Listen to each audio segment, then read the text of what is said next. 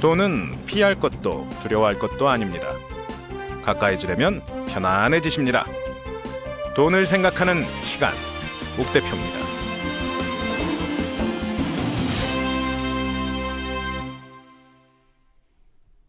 여러분 안녕하십니까? 오늘도 옥 대표입니다. 오늘은 지난번 방송에 이어서 은행에 대한 이야기를 좀 더 말씀을 드릴까 합니다. 은행 어디까지 믿어야 할까? 이런 이야기를 가지고 좀 이야기를 풀어볼까 하는데요. 이 이야기를 먼저 진행을 하려면 먼저 은행이 어떤 식으로 장사를 하는지, 그들은 어떻게 돈을 버는지에 대한 이야기를 좀 나눠야 될 것 같습니다. 은행이 공공기관의 성격을 띠고 있는 곳은 분명히 아닙니다. 그들도 장사를 합니다. 근데 이제 우리나라 같은 경우는 산업과 금융을 분리해서 운용을 해야 된다라는 이야기 때문에 대기업이 은행을 못하게 돼 있고요. 은행에 대한 관리 감독이 중요하다라고 해서 은근히 낙하산 인사라고 할까요? 정치인들이나 비전문가들이 은행에 가 있는 경우들도 많이 있습니다. 그러다 보니까 은행이 무언가 사회적으로 중요한 일, 의미 있는 일을 하는 것처럼 보이는데 사실은 꼭 그런 건 아니고 은행은 장사를 합니다. 물론 요즘에 말 많이 나오는 사는, 수출입은행 이런 데들은 공공기관 성격을 띠고 있긴 합니다만 그 외에 나머지 은행들은 장사하는 곳입니다. 그럼 이들은 어떤 물건을 어떻게 파느냐? 빵가게에 가면 빵을 만들어서 가격을 매겨가지고 팔죠. 그리고 문 닫을 시간이 되면 할인을 해서 팔기도 하고요. 빵가게는 빵을 팝니다. 그리고 원가나 사가는 사람들의 특성이나 임대료 등을 고려해서 그 비용을 올려서 받겠죠. 은행은 돈을 팝니다. 돈을 판다라는 게 어딘가에서 싸게 돈을 구해와서 거기에다가 자기들 마진 수수료를 붙여서 다시 또 돈을 파는 거죠. 이게 대출을 하는 행위가 됩니다. 그러면 싸게 구한다라는 거는 어떻게든 낮은 금리로 구해온다는 거고, 자기들 원가를 붙인다는 얘기는 은행의 임대료, 인건비, 기타 여러 관리비 이런 것들이 붙어서 나오겠죠. 그리고 우리한테 받아가는 그 대출 금리는 그런 수수료들을 포함한 가격이 됩니다. 그렇게 해서 이제 금리가 나오는 거죠. 지금처럼 금리가 떨어져 갈 때는 이미 다 뉴스 보신 분들은 아시겠지만 한국은행이 정한 기준금리가 1.5%에서 1.25%로 떨어졌습니다. 4분의 1씩 이제 0.25%씩 움직이는데 금리가 이번에 떨어졌어요. 그렇게 되면 은행들이 조달할 수 있는 돈이 더 싸진 거죠. 그럼 여기에다 자기네들 마진을 붙여서 또 팔아야 되는데 경쟁이니까 다른 은행 가면 안 되니까 그 금리만큼은 또 대출금리가 약간 내려가기도 합니다. 그리고 그 사람들이 파는 돈에도 보면요, 미래의 가격을 예측해서 팝니다. 기름값을 보세요. 외국에서 원유의 가격이 많이 떨어졌대요. 그러면 우리나라에서 바로 기름값이 떨어지느냐? 아닙니다. 조금 있다 떨어집니다. 왜? 우리 비쌀 때 사놓은 기름이다 이거. 그리고 우리가 보관하고 있던 기름이고 이걸 팔아서 다 정리가 되고 지금 우리가 엊그저께 계약한 기름은 오고 있는 중이니까 이건 반영되면 조금 더 늦게 팔 거다. 늦게 가격이 떨어질 거다라고 합니다. 근데 외국에 기름값이 오르잖아요? 그러면 우리나라는 또 2, 3주 있다가 올라갈 거야? 아닙니다. 올라갈 거다라는 소문만 들려도 기름값은 다시 또 올라갑니다. 얘기가 좀 달라진 거죠. 그전에는 비싼 기름이었으니까 비싸게 판다 그러고, 아직 싼 기름을 쓰고 있고 올라가지도 않았는데 올라간다는 소문만 나와도 자 이제 앞으로 올라갈 거니까 우리도 올릴 겁니다 라고 하고 올려버립니다. 금리도 이와 비슷합니다. 금리가 떨어졌다고 해서 바로, 그러니까 한국은행의 기준금리가 낮아졌다고 해서 바로 은행의 대출금리가 낮아지느냐? 아니죠. 조금 있다 낮아지기 시작합니다. 그리고 금리가 올라갈 것이다라는 소문만 나오면 올려버립니다. 자, 기름하고 돈하고 따져보니까 비슷하죠. 마찬가지입니다. 장사하는 것들 다 비슷한 원리로 움직입니다. 그게 빵이건 기름이건 돈이건 커피건 과자건 비슷한 원리가 있습니다. 그 원리들을 돈에도 적용해 보자는 이야기죠. 자, 일단 은행이 장사를 한다고 말씀을 드렸고요. 그러면 두 가지가 있어요. 중간에 껴있는 사람들, 수수료를 받아가는 사람들이 있고요. 예를 들어 주택담보대출이나 기타 대출 상담 같은 걸 하게 되면 대출 상담사라는 직원이 나오기도 합니다. 대출 상담사는 은행의 직원이 아닙니다. 은행과 계약을 맺은 상담사예요. 은행에서 모든 인원을 정직원으로 채용을 해서 대출 상담까지 다 정직원이 하게 하고 하기에는 인건비 부담이 너무 크다라고 해서 건별로 수수료를 지급하는 대출 상담사 제도를 운영하고 있습니다. 대출 상담사들은 건당 얼마, 금액당 얼마라는 이제 수수료를 받게 되는데 이 수수료가 정식 직원들이 판매하는 것보다는 훨씬 높아요. 그러니까 예를 들어입니다. 1억 원 정도를 대출하는 계약을 맺었다라고 할 때 대출 상담사들은 약 30여만 원, 40여만 원 정도의 수수료를 받습니다. 한 달치에서 두 달치 사이 정도의 대출 이자 정도를 이분들이 받아가요. 보험도 비슷합니다. 뭐 특정 기간 동안 납입을 한다라고 하면 약 뭐 계약 조건에 따라 다르긴 합니다만 6개월에서 1년치 보험료를 수수료로 받는 케이스들이 생깁니다. 자, 그럼 이분들한테 수수료를 안 주면 우리 금리가 싸질까요? 그렇진 않습니다. 어차피 은행 입장에서는 판매되는 과정에서 수수료를 지급할 생각을 하고 가격을 책정을 해놓은 겁니다. 금리가 정해져 있다는 얘기죠. 그래서 대출 상담사를 낀 상태로 진행을 하게 되면 은행 정직원들은 그 관련 일을 안 하고 다른 일을 할 수 있는 거고요. 대출 상담사를 끼지 않고 은행 창구에서 직접 했다고 하면 그 은행 창구 직원은 자기 월급 값을 하는 거니까 그만큼의 수수료를 받으면 안 되는 거죠. 그건 은행 안에서 벌어지는 일이고요. 우리는 이 사람을 통하든 저 사람을 통하든 동일한 대출 금리의 대출을 받을 수가 있게 됩니다. 이게 이제 수수료라는 개념이 중간에 하나 껴요. 자, 은행은 장사를 합니다. 그리고 그 장사의 과정 중에 수수료라는 개념이 끼기도 합니다. 두 번째로는 우수한 고객이면 우수한 접객을 받습니다. 대접을 받는다는 얘기예요. 근데 여기서 우수한 고객이란 어떤 고객일까요? 돈을 많이 넣어준 사람? 마냥 그렇지만은 않습니다. 이런 사람들은 우수한 고객이 될 가능성이 높은 거지 우수 고객은 아니에요. 우수 고객은 돈이 많은 사람이 아니라 돈을 많이 벌게 해주는 사람입니다.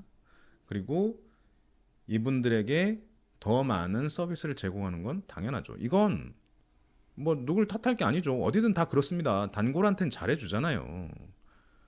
왜 나한텐 잘 안 해주냐고요? 단골이 아니시니까요. 아니 동네 슈퍼를 가든 어디를 가든 얼굴 보고 아는 사람 우리 동네 주민이구나 싶어야 잘해주는 거잖아요.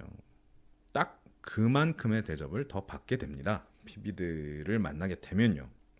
해서 결국 원칙은 똑같습니다. 누군가가 끼면 수수료를 주는 거고요. 내가 은행에 많은 돈을 내주는 사람이라면 더 많은 대접을 받게 될 겁니다. 결국 은행도 장사를 한다는 이야기입니다. 자, 그러면 이 장사꾼을 어디까지 믿어야 할까요? 그러니까 믿는다라는 표현이 되게 애매합니다. 그러니까 잘해주느냐 하고 믿느냐 하고는 또 다른 얘기예요. 잘해준다는 얘기는 나한테 금리를 낮게 주는 데들이 잘해주는 거죠. 이건 뭐냐면 회사 내부에 캠페인이 걸렸을 때 아니면 무언가 그러니까 전략적으로 무언가를 더 가져가려고 하는 은행들이 잘해줍니다. 순간적으로요. 외국 자본이 들어와 있는 은행들이 상대적으로 금리가 싼 곳들이 많습니다. 왜? 이들은 상대적으로 마케팅도 덜하고요. 지점수도 적어요. 원가 자체가 조금 낮습니다. 그런데 이런 곳에서 이익을 내기 위해서 고객을 끌어모으기 위해서 할 수 있는 가장 좋은 방법은 대출 금리를 낮춰주는 것이 일반적인 거죠. 실명 거론 또 될는지 모르겠는데 저 제1은행 같은 경우에는 대출 상담사 제도가 과거에 없었습니다. 그러니까 그 수수료를 안 줄 테이니 와서 대출 받아 가세요. 대신에 우리가 좀 싸게 드릴게요가 이들의 전략이었습니다. 조금씩 변화가 생긴다고 합니다. 이제 대출 상담사 모집도 했고 대출 상담사를 낀 형태의 운영을 합니다. 해보니까 안 되더라는 거죠. 마케팅 자체가 안 되더라는 거죠. 제1은행이 금리가 제일 싸요. 아무리 얘기를 해도 막상 사람들은 안 듣는다는 겁니다. 일단 안 믿는 거죠. 가보지 않고요. 비교하지 않습니다. 그리고 아는 사람 통해서 하려고 하고요. 소개받은 사람, 밀어주는 사람, 원래 하던 곳에서 하려는 습성을 보이게 됩니다. 그러다 보니까 SC제일은행도 본인들의 마케팅 전략을 수정한 거죠. 우리도 한국식으로 하자. 상담사 쓰고 일 좀 덜 하게 하고 뭐 고객이 은행까지 찾아오게 하는 불편 적게 가져가게끔 우리도 찾아가서 대출 상담해주고 찾아가서 수표 전달해주자로 바뀐 것 같습니다. 그래도 아직은 금리가 좀 싸다는 얘기가 있습니다. 혹시나 이 방송 들으시는 분들 중에 주택 관련 대출을 하시려는 분이 있으시다면 한 번쯤 더 알아보시는 것도 좋을 것 같습니다. 자, 어쨌든 믿는 것과 잘해주는 건 달라요. 믿는다라는 건 내가 가는 주거래은행이라는 곳에서 하는 말을 내가 다 믿느냐의 여부인 건데, 이게 재밌는 말씀을 드리자면 들으시는 분들이 계좌를 언제 만들었는지 한번 생각을 해보세요. 지금 가지고 계신 은행 계좌를 언제 만들었을까요? 되게 재밌는 게 있는데요. 직장에 다니시는 분이라면 직장에 들어왔을 때 월급 통장을 아무 곳이나 해도 된다라고 한 분이 있고 어느 은행 가서 토하라고 하는 경우가 있습니다. 대부분 주거래 은행이 기업의 주거래 은행이 있으니까 뭐 요 앞에 가면 무슨 은행 지점이 있어 거기 가서 월급 통장 만들어 갖고 와라고 관리부에서 시키면 다 그 은행 가서 터요. 회사에서 하는 말도 맞죠. 안 그러면 다른 은행에다 한다면 뭐 누구는 국민, 누구는 신한, 누구는 우리. 근데 회사는 기업이야. 기업은행이야. 그러면 월급 이체할 때마다 수수료가 나가겠죠. 그거 싫어서 회사에서 다 같은 은행에다가 터 오라고 시킬 수도 있어요. 물론 그렇지 않은 회사들도 많습니다. 그냥 뭐 통장 알려주면 입금해드리겠습니다. 다 주는 곳도 있어요. 그런 데들은 그런 경우 일반적으로 계좌를 언제 텄는지 다시 한번 돌이켜 생각해 보면요. 대학교 입학할 때나 아니면 그 전에 부모님이 집 가까운 곳에서 용돈 통장 내지는 저금 통장 하라고 만들어준 그 계좌를 아직도 쓰고 있을 겁니다. 이상하게 은행을 잘 못 바꿔요.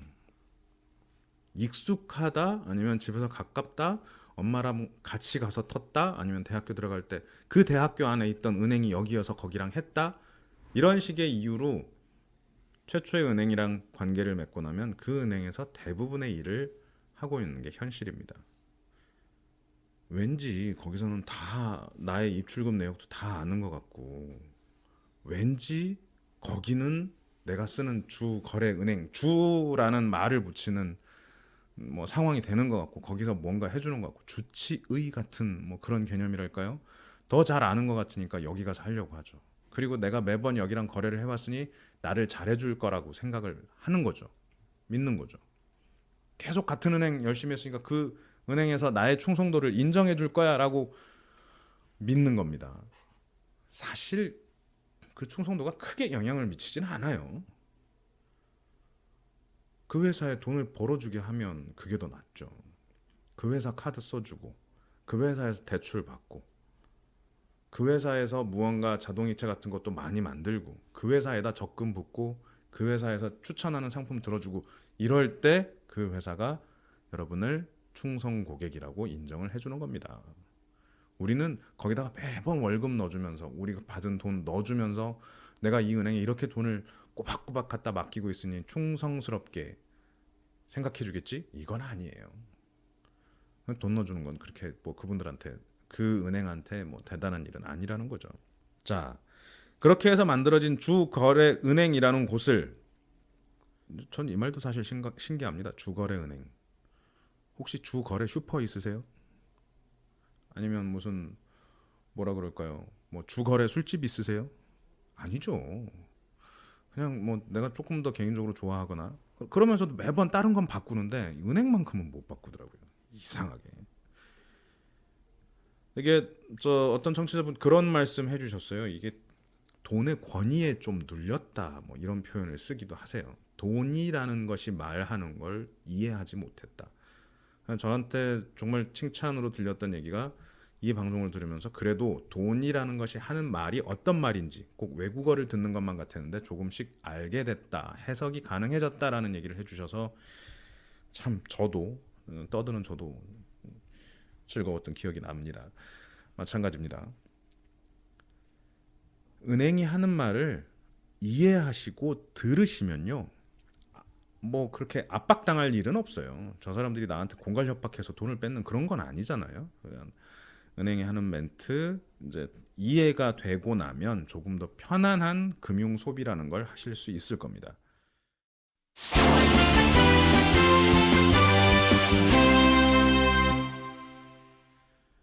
자, 은행 어디까지 믿어야 될까요? 첫 번째, 은행에서 가입하라고 하는 뭐 목돈 마련 상품, 보험 상품 이런 것들이 있어요. 가입하라고 하는, 이거 우리한테 좋은 걸 해주는 걸까요? 그들한테 좋은 걸 해주는 걸까요? 남들이, 이것도 되게 재밌습니다. 저 빵집 같은 데 가서 저 오늘 빵 추천 좀 해주세요. 그러니까 이게 방금 막 나온 따끈따끈한 식빵이에요. 아니면 이게 손님들이 많이 찾는 식빵이에요. 뭐 이렇게들 말씀하시죠. 근데 은행 가서 뭐 저 목돈 적립식 상품 추천해 주세요. 그러면 어떤 말을 하면서 추천을 해줄까요? 따끈따끈한 상품이라고 하진 않겠죠. 그들이 추천을 해주는 상품은요, 캠페인 걸린 상품을 추천을 해줍니다. 요거 가입시키면 은행에 돌아오는 수수료가 많은 상품이 일단 추천 대상이 된다는 겁니다. 영역별로 있어요. 영역별로 있다는 말씀이 일단 저 찾아갈 때 그렇게 하겠죠. 제가 매달 한 10만 원 정도 여윳돈이 있는데 이걸 뭐 어디다가 저금을 하면 좋을까요? 라고 하는데, 그러면 저희 은행이 뭐 얼마 전에 새로 만든 적금 상품입니다. 10만 원씩 이렇게 하시면 금리 몇 프로짜리입니다. 여기에 드세요. 이렇게만 얘기하진 않아요. 은행 상품으로는 이런 게 있고, 펀드는 어떠세요? 펀드는 뭐 이런 펀드, 이런 증권사, 이런 자산운용사가 이런 펀드를 만들었는데 이거 괜찮아요. 보험 있으세요? 보험도 이런 식으로 자산도 모으면서 보험 가입까지 시켜주는, 위험도 대비되는 그런 상품이 있어요. 이렇게 여러 가지 종류의 상품을 추천을 해주죠. 왜? 수수료 나오니까. 그러면 추천의 우선순위는 수수료 많이 주는데. 이거 사기 아닙니다. 당연한 얘기예요. 그 수수료 주기 싫어요? 라고 말씀하실 것도 아닙니다. 그건 내고 살아야 되는 돈이에요.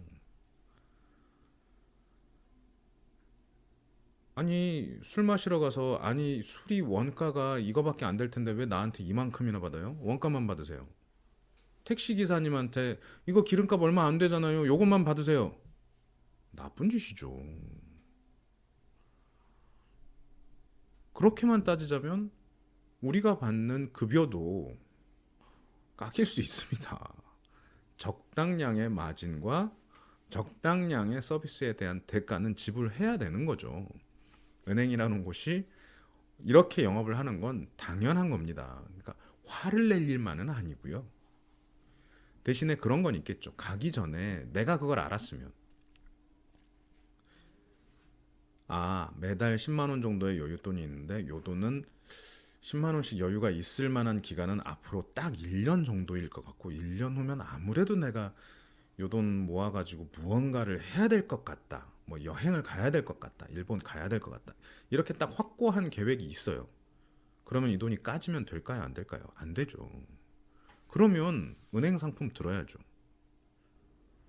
딱 1년 후에 120만 원에 약간의 이자가 나오더라도 그 120만 원 원금이 깨지면 안 되는 걸 들어야 되는 거죠. 근데 그건 아니야. 그냥 뭐 또 다음 연봉 협상 때까지 어쨌든 10만 원씩의 여윳돈은 있는 것 같아. 근데 사실 이거 어떤 형태로든 저금이라는 걸 해버려야지, 안 그러면 내가 들고 있다가 술 마셔버릴 것 같아. 그러면 조금 리스크가 있더라도 수익이 높아질 수 있는 펀드 상품에 가입하는 것도 맞겠죠. 지금까지 한 번도 보험에 가입해보지 않았더라면, 그리고 최소한의 기본적인 보험이 필요하다는 걸 인식했다면 그 돈으로 보험 상품을 가입하는 게 맞겠죠. 그 정도 생각만 하고 은행에 갔으면 은행이 뭘 어떤 걸 추천을 하든 그걸 떠나서 내 목적은 이러하다라는 걸 밝히고 거기에 맞는 상품에 가입하기가 쉬웠을 겁니다.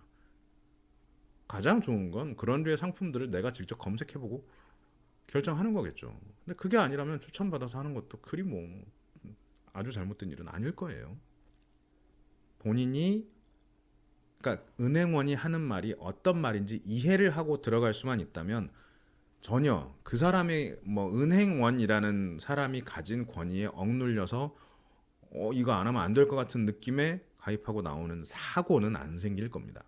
그냥 본인이 고른 상품에 자연스럽게 가입을 할 수 있겠죠. 그게 아마 제가 바라는 저 돈에 대해 편안해진 여러분들의 모습일 거라는 생각입니다. 그리고 이런 은행원들의 권위라는 거가 이게 되게 재밌는 게, 우리는 각자 자기 일을 하고 살죠. 하루에 뭐 우리가 무슨 그렇다고 금융상품 공부를 하겠습니까? 뭐 어떤 일을 하겠습니까? 근데 은행에 다니신다 하는 분들은 무언가 그런 공부를 계속 하신 것 같아요. 그래서 그런 거에 대한 전문가의 권위가 후광처럼 이렇게 보이죠. 그래서 그분들이 하는 말이 맞는 것 같고요. 그리고 막상 그런 얘기를 듣고 뭘 비교를 해볼래도 알아야 비교를 하죠. 미래에셋 펀드에 가입하세요. 신영증권 펀드에 가입하세요. 한국투자증권 펀드에 가입하세요. 라고 말을 하면 무슨 차이가 있어요? 라는 질문도 일단 어렵고요. 그 질문에 대한 답을 듣는다 하더라도 그런 답 때문에 요 세 개 중에 요걸 해야겠다라는 의사결정을 하기가 쉽지 않은 게 사실입니다. 그런데요, 그 말씀은 드리고 싶어요. 우리가 우리 일 하는데 하루에 공부를 얼마나 하나요? 예를 들어 뭐 자동차 공장의 조립 라인에 일을 하신다고 쳐요. 열심히 조립을 하고 계시는데 자동차가 내가 조립하는 그 파트가 어떻게 작동을 하고 그게 자동차에 어떤 영향을 미치는지에 대해 연구를 하시는 분은 많지 않을 겁니다. 모든 일들이, 대부분의 일들이 그렇습니다. 연구를 한다라는 게, 자기 분야 일도 연구를 한다는 게 쉽지 않죠. 은행원도 마찬가지입니다. 자기 분야에 대해 깊이 공부를 하고 더 알려고 노력하는 은행원이 우리가 생각하는 것보단 많지 않습니다. 그건 뭐 은행뿐만 아니고 다 마찬가지의 경우인 거고요. 그래서 제가 부탁 말씀드리고 싶은 거는, 전문가라는 권위에서 조금만 벗어날 수 있으면 그분들이 하는 말이 조금씩 더 객관적으로 들리기 시작할 겁니다. 그리고 추천을 드리자면, 뭐 어떤 형태의 금융 상품에 가입을 하든 아니면 금융기관을 이용을 하든 그럴 때 이제 누군가를 만나게 되죠. 보험사 같은 경우는 파이낸셜 컨설턴트 FC를 만나게 되고요. 증권사 가면 뭐 투자상담사 등을 만나게 될 거고요. 은행에 가면 은행원이나 뭐 프라이빗 뱅커, PB 분들을 만나기도 하겠죠. 이런 분들 만나실 때 일단 쫄지 말고 편안하게 말씀을 듣는 게 중요할 거고요. 그런 분들 만나실 때 제일 중요한 건 내가 이 사람이랑 함께 할 수 있는가에 대한 판단은 한번 좀 해보세요. 매우 편안한 사람을 만나길 바랍니다. 이게 어떤 말이냐면, 혹시나 방송 들으시는 부부가 있으시다면 아무리 남편이 말을 해도요, 아내는 남편 말을 믿지 않습니다. 아내분은 다른 아줌마의 말을 훨씬 더 잘 믿습니다. 정말 그래요. 아니 분명히 맞는 얘기를 하는데도 안 믿어줘요. 이 가깝고 그러면요. 그래서 상대적으로 가깝지 않음에도 불구하고 객관적일 수 있을 것 같은 사람의 말이라면 믿어버립니다. 병원에 가서 처음 보는 의사 하는 말 잘 믿죠. 또 믿어야 되죠. 그분들이 전문가니까. 근데요, 의사 친구가 있어 보세요. 그럼 그 친구 말이 더 믿깁니다. 또 어떤 형태의 금융 상담을 받는다라고 할 때도 가급적이면 뭐 믿을 만한 사람한테 또 가죠. 그 뭐 지인이 됐건 누가 됐건. 근데 그런 지인을 만드는 것도 중요한 과정이에요. 귀찮게 보험 아줌마가 또 나를 찾아왔어라고 생각할 게 아니고 잠깐 시간 내서 그분들하고 얘기 나누시고 절대 가입은 하지 마시고 그냥 얘기만 나누시고 한번 보내보세요. 그 사람이 또 찾아오고 또 찾아오고 또 찾아온다면 내가 배우는 것도 있을 수 있습니다. 궁합 잘 맞는 사람이 또 만나줘야 돼요. 되게 논리적인 분이시라면 그런 논리적으로 설명해 줄 수 있는 전문가를 만나는 게 좋을 거고요.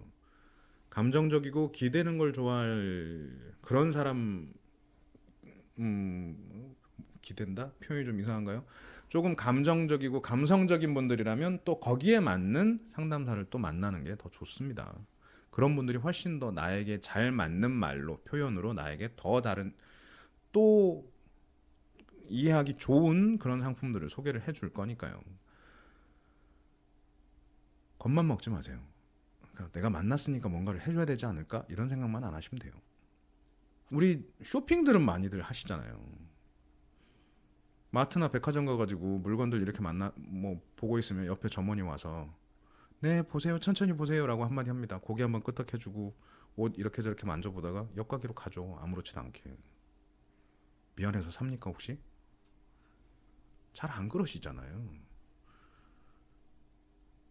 은행도 마찬가지고요. 증권도 마찬가지고 보험도 마찬가지입니다. 사람 만났다고 해서 그거 무서워하지 마세요. 그냥 그분들 또한 평소에 하시는 대로 하시는 거예요.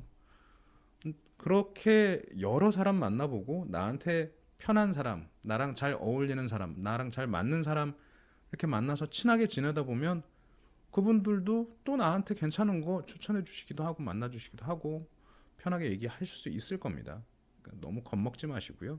이야기를 나누고 뭐 친구를 만나는 과정이라고 생각하시고 한 명쯤은 친한 상담사를 찾는 것도 좋은 방법일 것 같습니다. 결국 오늘 드린 말씀은 장사꾼의 말 어디까지 믿을 것인가 하는 부분인데요. 분명히 은행도 장사를 하는 곳입니다. 그리고 우리가 만나는 특정인이 있겠죠. 은행원이든 대출 상담사든 프라이빗 뱅커든 뭐 그쪽에서 사람을 만나는 업무를 하시는 분들을 우리는 또 만나게 됩니다. 그분들 겁내지 마시고요. 그분들이 우리 뭐 저 해코지 하려고 계신 분들은 아닙니다. 편하게 대할 수 있게 서로 대화가 가능하게끔 약간의 사전 지식이 있으시면 편하게 만날 수 있습니다. 그리고 편하게 만나고요. 절대 그 강권에 의한 뭐 상품 가입 이런 건 없으니까 편하게 말씀 들으시고 나에게 필요한 내 우선순위에 맞는 그런 상품들로 가입을 하시든 쓰시든 뭐 하시면 될 것 같고요. 믿는다라는 의미는 믿어질 때까지 만나봐야 답이 나올 겁니다. 그리고 잘 안 만나지잖아요. 업체 바꾸세요. 어렵지 않습니다. 지난번 살던 집 앞에는 신한은행이 있었는데 이번 집 앞에는 우리은행이 있다. 그럼 우리은행 가세요. 뭐 그게 뭐 큰일 날 일 아닙니다. 기어코 차 운전해서 신한은행 가실 이유까지는 없습니다. 은행에서 무언가 추천을 했다. 무조건 따라야 될 필요도 없습니다. 그들은 그들 나름의 장사를 해오고 있는 거니까요. 그들이 장사를 한다라는 걸 이해하고 그들의 말을 객관적으로 듣고 그러면서 천천히 믿을 수 있는 친구를 만난다면 여러분의 은행 출입이 그리 어렵지만은 않아질 것입니다. 네, 지난번 시간에 이어 은행에 대해서 말씀 나눠봤습니다. 계속 다음번에는 이제 증권사에 대한 이야기를 나눌 건데요. 마찬가지 기본적인 내용은 그렇습니다. 그들이 어떻게 돈을 버는지를 알면 조금 더 편해집니다. 그들이 하는 말이 무슨 말인지 이해할 수 있다면 마찬가지 편해집니다.